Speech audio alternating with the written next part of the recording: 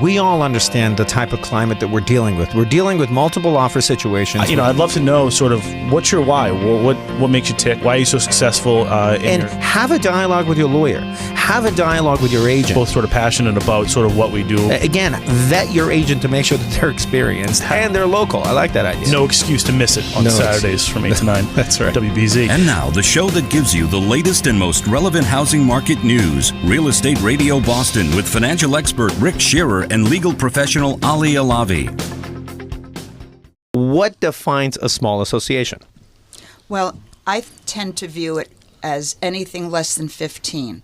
But it's kind of one of those things that you know it when you see it, and I won't go any further with that comment. But clearly a duplex, clearly a triplex, clearly a fourplex. And then you start moving up. Does it become a small? Does it become a medium? But my break point is 15. Okay. So what would you say are some of the challenges that small associations are faced with, and what is the value that you bring to the table? Well, I think that in small associations, one of the problems that you have is that disputes become very personal, and that when 2 people or 3 people cannot agree, and especially when 2 people gang up on one person and they can't agree, this becomes very personal. And unless you have mechanisms to solve problems within the condominium documents, then you're going to run into trouble in a condominium. And let me just make an aside, by the way. Sometimes we talk about problems in condominiums.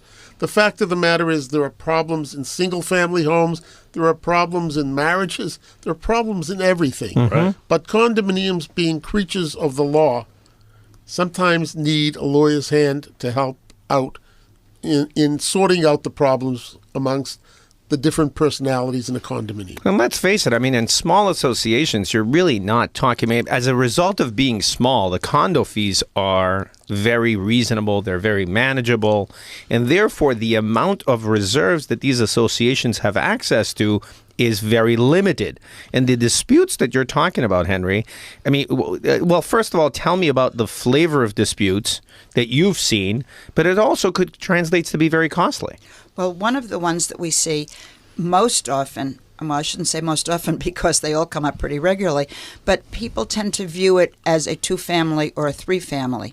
And so if somebody wants to leave items, let's say, of personal property out in the front yard, but the other side doesn't want that, and they look to the documents, and the documents, because they generally are copied from older, larger associations, will say no items of personal property to be left on the common area. So now you have one person saying, well, this is my house. I want to leave my whatever it is outside. The other one saying, but the documents say this. So now you've got 2 people locked in combat over something relatively trivial, but notwithstanding that fact, extremely important to them. And as Henry says, it could be 3 units, and then you have the 2 against 1, and that leads to very hard feelings. And back to your personal thing, I mean, you're passing them every morning as you're going to work, and you're coming home, and you're right next to these people. There's no buffer. No. There's no buffer zone.